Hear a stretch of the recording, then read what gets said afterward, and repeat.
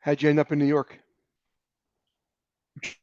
George Scott had called me, and because I was always friendly with George and his wife, and he called me up and he asked me if I want to come to New York, and I've just booked myself in England, and he said, well, when you get back from England, give me a call. And so that's how I got into New York.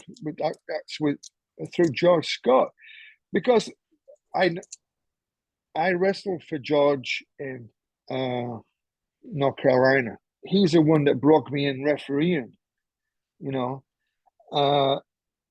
Then I starved to death with him in Oklahoma, you know, and he remembers the guys. He remembers the guys that stuck with him, you know. Right. In fact, Jimmy Snuka was a big heel out there.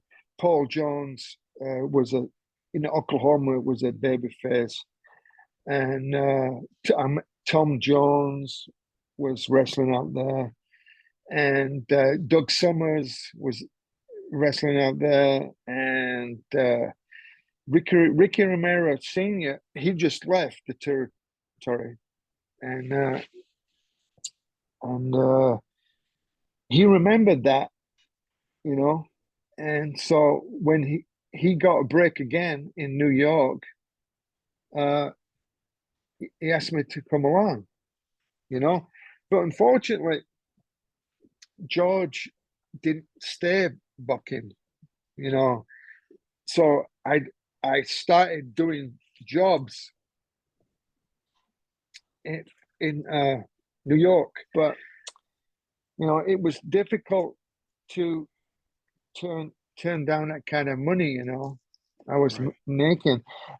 I've said this before, that one time the Bulldogs and a Mystery Man versus Beefcake and Valentine and the manager, Johnny D. and the chief, he'd forgot to bring the Mystery Man. So guess who the Mystery Man was? Scott McGhee.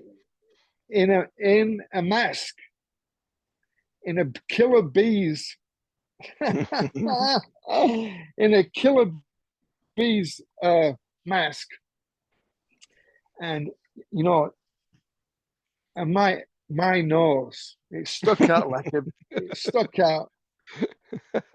It stuck. I mean, I was really a mystery man that night. Good payoff that night. Oh,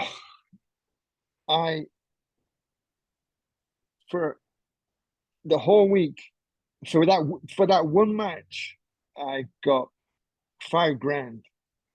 Wow. So I made like almost $8,000 that week. That's the difference between working the second match and working intermediate matches. You know, right? They were pulling down $5,000, $6,000, $7,000, $8,000, sometimes 10,000 a week. You know, and you know, yeah, it was really the money was hard to give up, but unfortunately, everything has to end.